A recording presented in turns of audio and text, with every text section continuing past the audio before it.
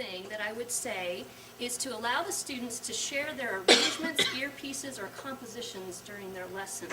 The reason that I have this little picture up here, if you can't see it, it's a little colonial soldier with a gun, and then there's a pirate with a sword, and then there's a little treasure chest. And I put that there because a couple weeks ago I had a student come in and he had a handful of Lego men.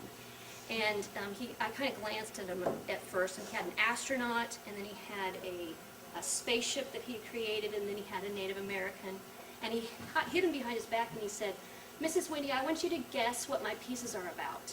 And so he started to play them, and I said, well, you know, how am I going to guess if I can't see these guys? And so we decided that he could put them on the piano, and so he put them all on the piano, and he had a series of 3 pieces that he played for me, and one of them was about a colonial guy who met a pirate, and they were dialoguing back and forth, and it was quite creative. But do you know what happened to the rest of his lesson after I let him share that with me? What do you think happened? Was that? He was excited. Absolutely. Everything that we did was awesome to him. The rest of the lesson, he was just excited.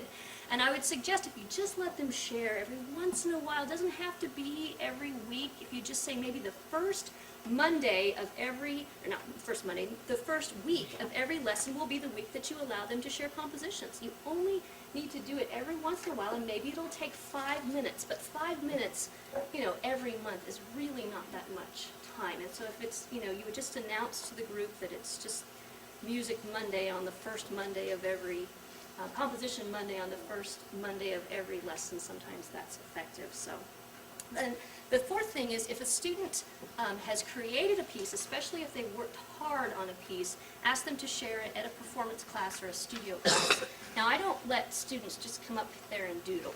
That's not what I'm letting them do. If they've actually gone through you know, the composition process and really thought out a good composition, they've got a nice form, it makes sense, they remember it from week to week and it doesn't sound different every single week.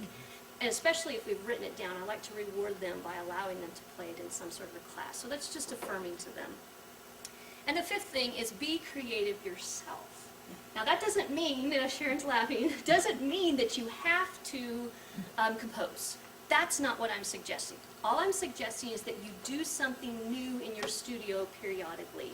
Maybe you come up with a new game, maybe you have a theme recital, maybe, I don't know, there's all kinds of things that you could do in your studio that's creative. But the idea is, if you don't do anything new, then you're kind of uninspiring to the student.